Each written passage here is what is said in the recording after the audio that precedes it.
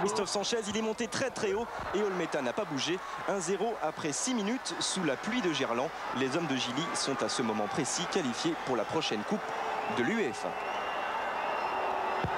Le premier quart d'heure vient juste de passer et Lyon commence à sortir ses griffes. Ngoti lance Franck Gava qui accélère encore au bout du centre. Florian Maurice se jette au niveau de la pelouse détrempée et égalise.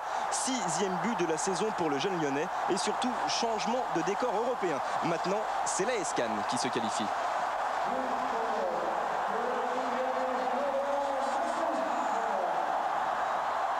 Profitez de cette jolie combinaison. Maurice vers James Debat qui n'est pas en position illégale, face à face avec Claude Barabé, dribble extérieur du Libérien qui donne l'avantage à l'Olympique Lyonnais. Debat qui ne devrait pas être lyonnais l'année prochaine, il est en tout cas sur la liste des transferts.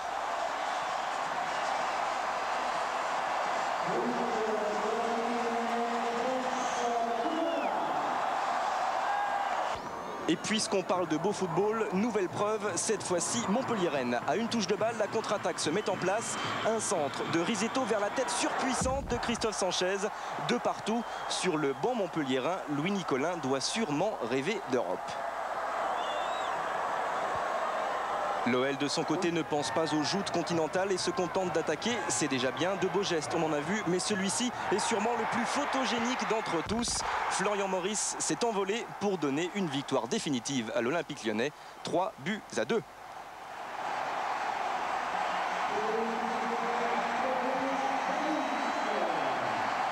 Pas trop de tristesse pour Louis Nicolin, l'Europe ce sera une autre fois et feu d'artifice pour Gerland. Lyon termine 8e de ce championnat, ce n'est pas l'Europe, mais c'est dans l'ensemble une belle saison.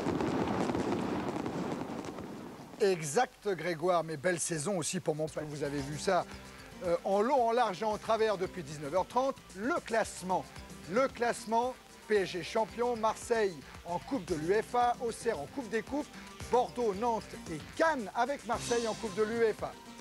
Dans le bas de tableau, Angers sûr et certain d'être en D2. Toulouse, il reste une petite chance avec la DNCG, mais une toute petite chance. 20h, Louis Nicolin s'installe sur le banc du stade Gerland. Même si mathématiquement son équipe a encore une chance, lui a peut-être déjà fait une croix sur la Coupe d'Europe. 20h05, corner de Franck Risetto, tête et but de Christophe Sanchez. Montpellier mène 1-0 et devient européen. Ça n'émeut pas vraiment le président qui, sur son banc, reste étonnamment calme. Il reste 85 minutes à jouer. Lui sait qu'il peut encore se passer beaucoup de choses, comme ce retourné de Florian Maurice que Barabé détourne. Ou comme cette occasion en or de Lefebvre qui aurait pu permettre aux joueurs de l'Hérault de mener 2-0. Sur le banc, un écouteur dans l'oreille, c'est Bertrand Roseau qui suit le match de Cannes. 10e minute, Gava évite Claude Barabé et centre pour la tête de Maurice. Égalisation lyonnaise, Montpellier n'est plus européen, ce qui laisse Loulou totalement indifférent, du moins en apparence.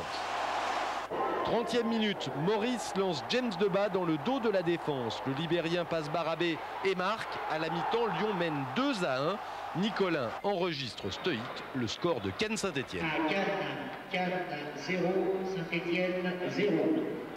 Montpellier a toujours une petite chance et la joue à fond avec, comme sur le premier but, Risetto et Sanchez. Centre du premier pour la tête du second. Montpellier égalise à 2 partout. Enfin, Louis Nicolin se réveille.